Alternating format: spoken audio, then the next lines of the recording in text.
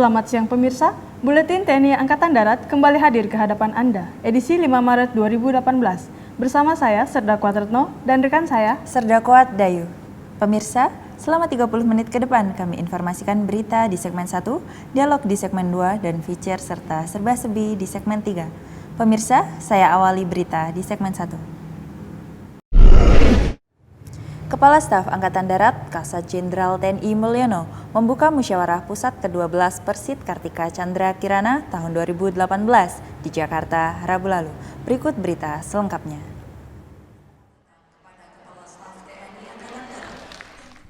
Kasat selaku pembina utama Persit Kartika Chandra Kirana mengatakan, di tengah kondisi negara yang belum mampu sepenuhnya mendukung kebutuhan dasar prajurit dan keluarganya, seperti rumah serta fasilitas kesehatan dan pendidikan, ibu-ibu tidak pernah mengeluh.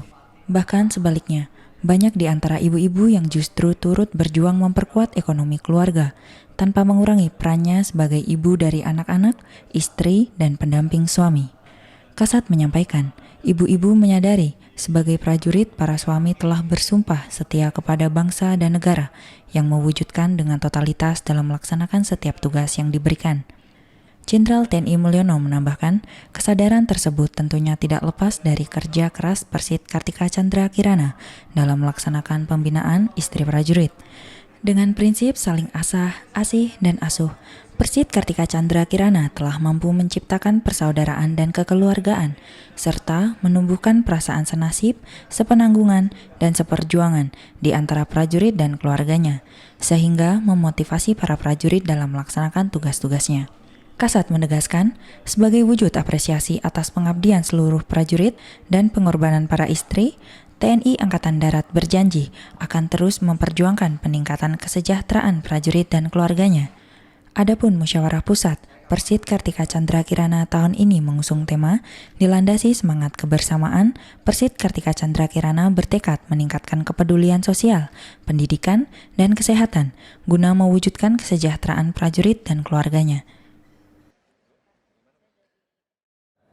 Kepala Staf Angkatan Darat Kasat Jenderal TNI Mulyono memimpin rapat penataan ruangan dan fasilitas Pusat Komando dan Pengendalian Angkatan Darat di Jakarta, Rabu lalu. Berikut berita selengkapnya. Kasat mengatakan, personel yang menduduki jabatan di Puskodal TNI Angkatan Darat selayaknya memiliki kemampuan yang sudah operasional, terutama di bidang sistem informasi yang supervisinya dilaksanakan oleh Dinas Informasi dan Pengolahan Data Angkatan Darat. Sistem informasi tersebut bertanggung jawab dalam mengupdate data yang ada di Puskodalat, termasuk perhubungan yang harus mempelajari kembali peralatan perhubungan yang digunakan. Kasat menyampaikan, terkait dengan perkembangan teknologi harus diperhatikan secara utuh setiap permasalahannya, agar bisa menampilkan secara real-time setiap kejadian dan mengetahui situasi secara faktual di lapangan. Jenderal TNI Mulyono menegaskan, implikasi untuk bisa menampilkan secara real-time sistem informasi harus dirancang agar bisa operasional, agar bisa mengetahui dari satu tempat, sehingga harus dilengkapi dengan sarana dan prasarana yang dapat memantau situasi semua tempat. Harapan kedepannya, fungsi Puskodalat sebagai fungsi yang strategis harus bisa diberdayakan untuk membantu tugas-tugas TNI Angkatan Darat. Sementara Kepala Pusat Komando dan Pengendalian Angkatan Darat, Kolonel Infanteri R. Agus A. Rauf, menyatakan perlu adanya aplikasi yang bisa menampilkan secara real-time situasi di lapangan. Dengan tersedianya seluruh data dari satuan-satuan TNI Angkatan Darat di Puskodalat, didukung dengan aplikasi dari Disinfolatat dan penyiapan sarana komunikasi dari Dithubat.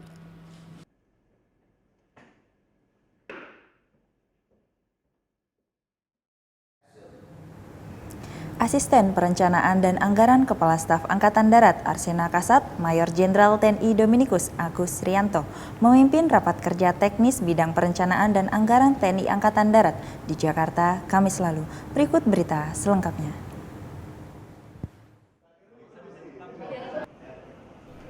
Arsena Kasat mengatakan, tujuan dilaksanakannya rapat kerja teknis bidang perencanaan dan anggaran tahun 2018 ini adalah untuk mengevaluasi pelaksanaan program dan anggaran TNI Angkatan Darat tahun anggaran 2017, sekaligus mencarikan solusi yang terbaik dalam rangka mengatasi permasalahan-permasalahan yang timbul. sekaligus merupakan media untuk menyampaikan kebijakan dan penekanan pimpinan di bidang perencanaan dan anggaran, agar pelaksanaan kegiatan di bidang perencanaan dan anggaran TNI Angkatan Darat pada tahun 2018 mencapai hasil yang maksimal. Asrena Kasat menjelaskan, dukungan anggaran negara yang dialokasikan kepada TNI Angkatan Darat pada tahun 2018 sebesar 45,31 triliun rupiah, meliputi belanja pegawai sebesar 29,188 triliun rupiah, belanja barang sebesar 11,789 triliun rupiah, dan belanja modal sebesar 4,333 triliun rupiah. Adapun tema yang diusung pada rapat kerja teknis bidang perencanaan dan anggaran tahun ini, yakni meliputi rapat kerja teknis bidang perencanaan dan anggaran tahun 2018, kita mewujudkan perencanaan yang tepat, transparan dan akuntabel dalam rangka mendukung pelaksanaan tugas TNI Angkatan Darat. Tema tersebut sangat relevan sesuai dengan kebijakan pembinaan umum TNI Angkatan Darat, catur tunggal sasaran pembinaan dalam rangka mendukung pencapaian tugas TNI Angkatan Darat serta komitmen untuk meningkatkan opini hasil penilaian laporan keuangan dari wajar dengan pengecualian menjadi wajar tanpa pengecualian.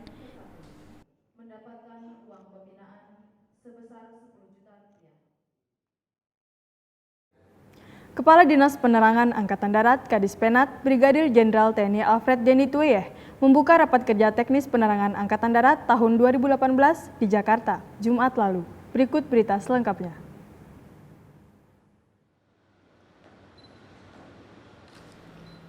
Kadispenat mengatakan, dinamika tantangan tugas penerangan yang semakin kompleks, profesionalisme yang melahirkan profesionalitas kerja sangatlah penting.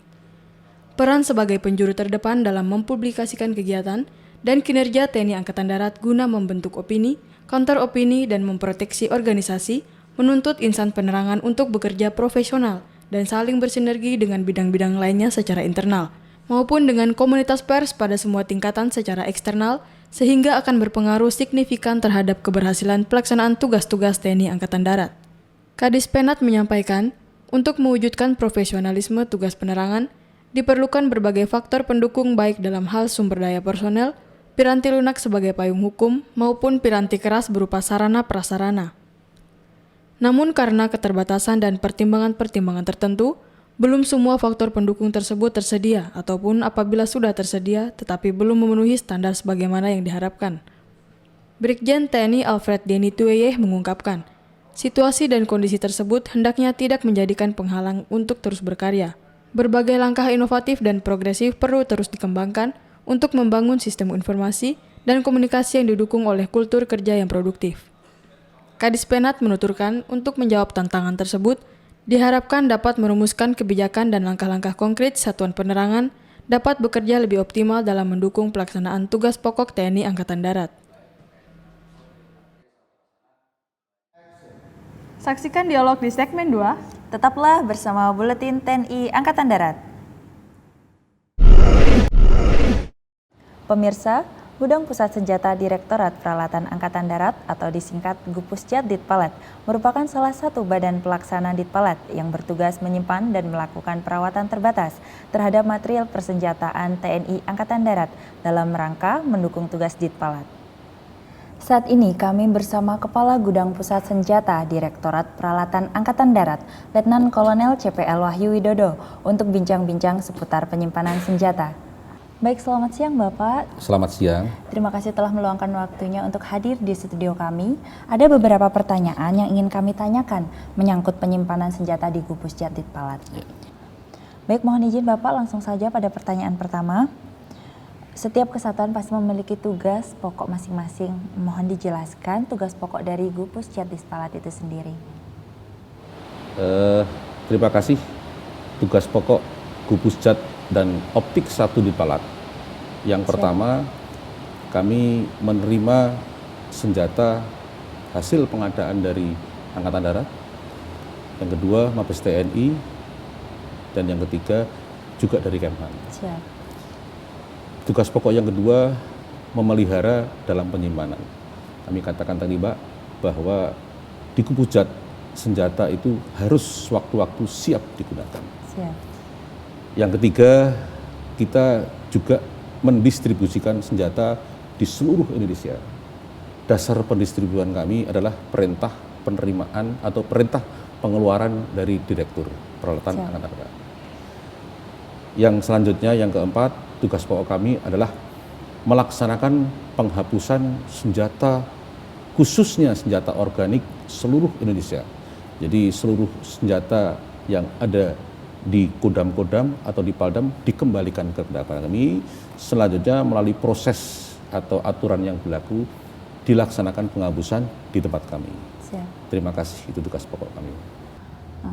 Baik, pertanyaan selanjutnya Bapak, mohon dijelaskan jenis-jenis senjata apa saja yang tersimpan di Gupusjat Ditpalat. Terima kasih. Senjata dan optik kami ulangi, Mbak. Siap. Yang disimpan di gudang pusat senjata, di antaranya yang pertama berbagai macam jenis pistol. Yang kedua senapan. Senapan itu ada berbagai macam, senapan ringan, senapan mesin sedang, dan senapan mesin berat. Selanjutnya kami juga menyimpan alat pemeliharaan, dan yang terakhir kita juga menyimpan suku cadang senjata. Bagaimana dengan kondisi senjata yang tersimpan di Gupusjat nih Bapak? Pastinya tidak semua senjata dalam kondisi baik jika pemakaian yang sudah terlalu lama. Terima kasih. Di gudang pusat senjata dan optik Ditpalat itu ada 2 jenis senjata yang tersimpan. Yang pertama adalah senjata yang baik dan siap operasional. Yang kedua adalah senjata yang rusak berat, yang juga kami simpan di gudang pusat senjata. Siap.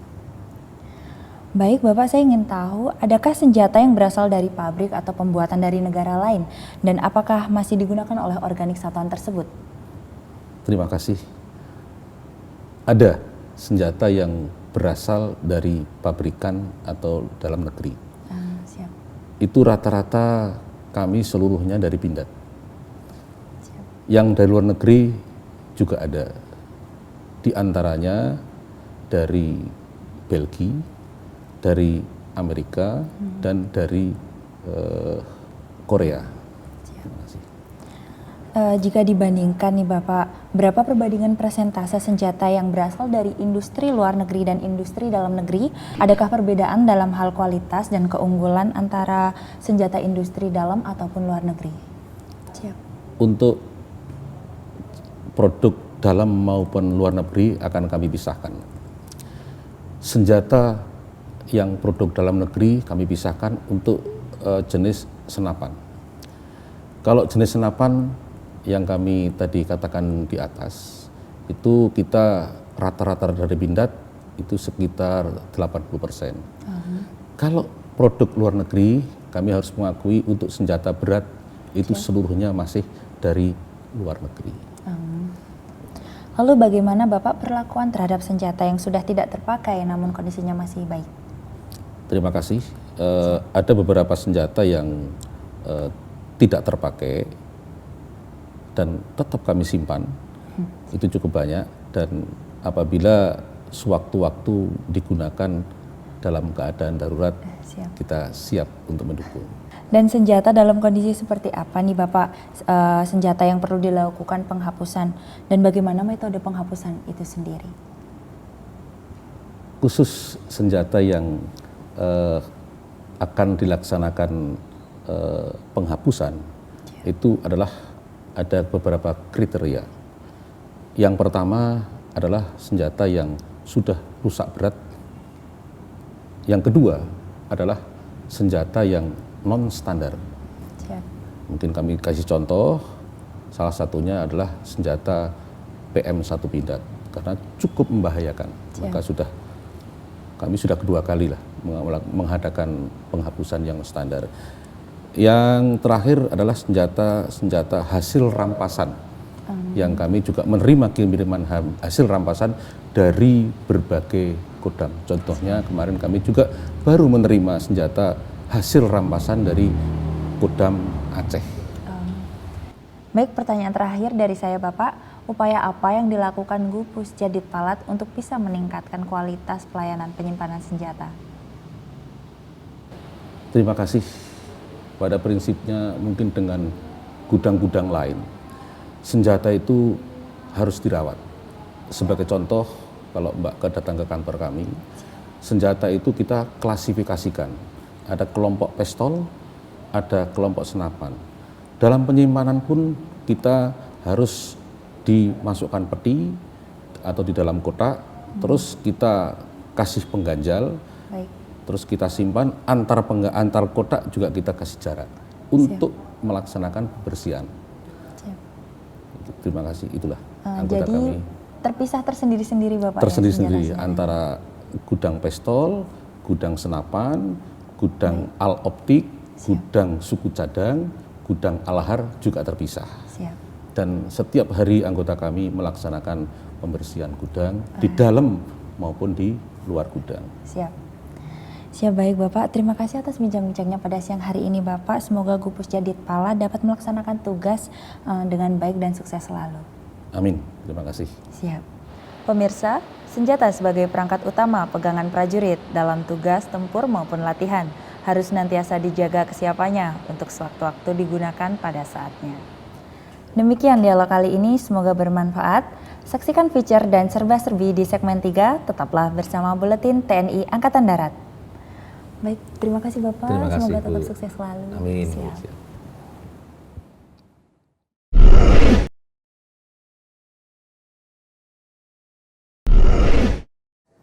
Pemirsa, di segmen 3 kali ini kami sajikan profil Kodim 0811 Tuban. Serba-serbi TNI Angkatan Darat berpartisipasi pada pameran Education and Training Expo 2018. Berikut profil Kodim 0811 Tuban.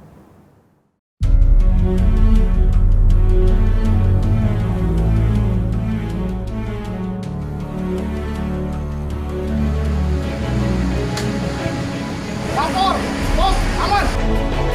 Kepada Komandan Kodim 0811, hormat, senjata! Baik!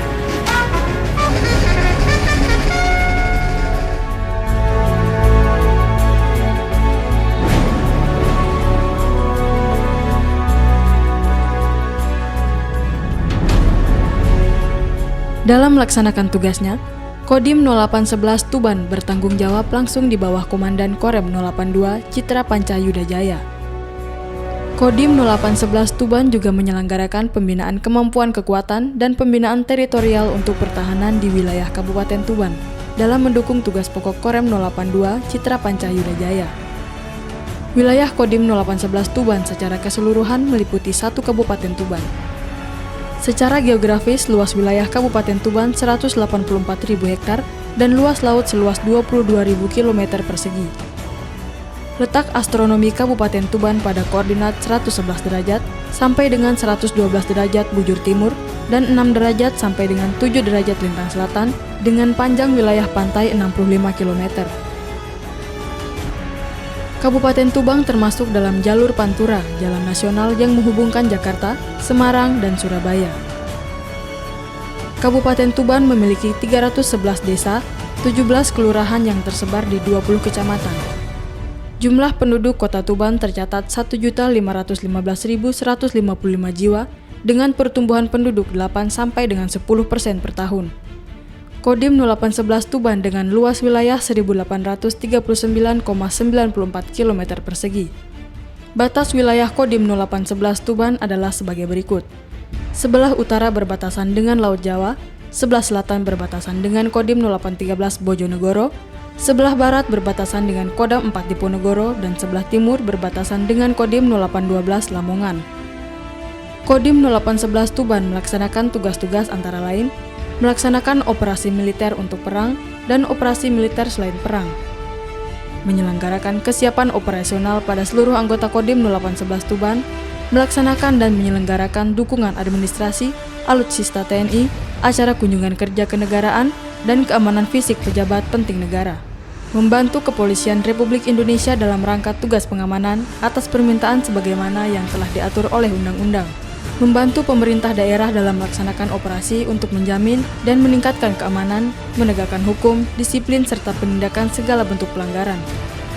Kodim 0811 Tuban membawahi 19 koramil dan 1 pos Koramil yang terdiri dari Koramil 0811 01 Tuban, Koramil 0811 02 Palang, Koramil 0811 03 Semanding, Koramil 0811 04 Merakurak, Koramil 011 05 Rengel, Koramil 0811 06 Pelumpang, Koramil 0811 07 Suko, Koramil 0811 08 Widang, Koramil 0811 09 Jatirogo, Koramil 0811 10 Bangilan, Koramil 0811 11 Kenduruan, Koramil 0811 12 Bancar, Koramil 0811 13 Tambak Boyo, Koramil 0811 14 Kerek, Koramil 0811 15 Jenu, Koramil 0811 16 Singgahan, Koramil 0811 17 Seniori, Koramil 0811 18 Parengan, Koramil 0811 19 Montong, dan Pos Koramil Gerabagan.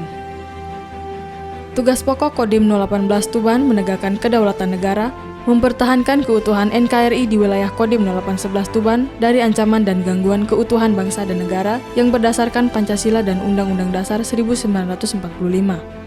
Menjalin kerjasama dan memupuk stabilitas persatuan antar anggota TNI Polri dan masyarakat untuk mewujudkan wilayah Kodim 0811 Tuban aman, damai, dan sentosa. Kebersamaan diwujudkan dalam bentuk olahraga bersama, fun bike bersama Forum Kopinda, pemantapan wawasan kebangsaan bagi generasi muda, para pengusaha, insan pers, korpri, dan penerus bangsa Saka Wira Kartika.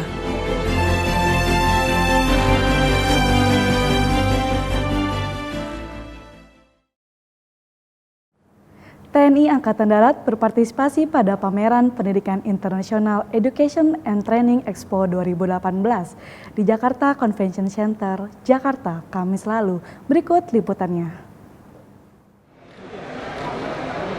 DKI Jakarta,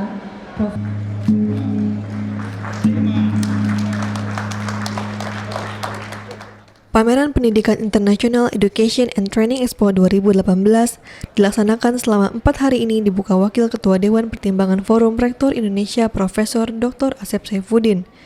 Turut pula mendampingi Direktur Utama PT Wahyu Promo Citra, Sekjen Asosiasi Perguruan Tinggi Swasta Indonesia Wilayah 3 DKI Jakarta, Kasubdis Media Cetak Dispenat, Kolonel Infantri Beni Bintoro, dan Rektor of Bandirma University Turki, Mr. Sulaiman Ostrog.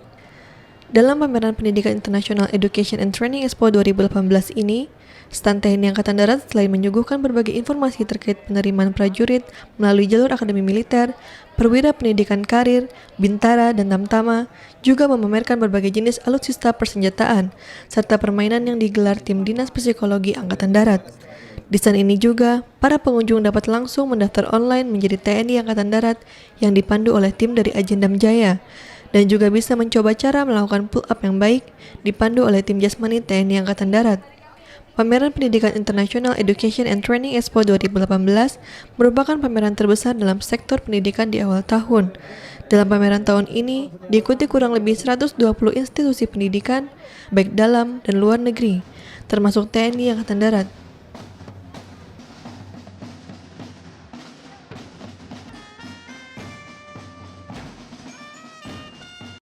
Pemirsa, demikian Buletin TNI Angkatan Darat edisi 5 Maret 2018. Semoga informasi yang disampaikan dapat menambah pengetahuan dan meningkatkan cinta kita kepada Negara Kesatuan Republik Indonesia. Saya Serdako Atseli, pamit dari hadapan Anda, sampai jumpa Senin depan. Salam.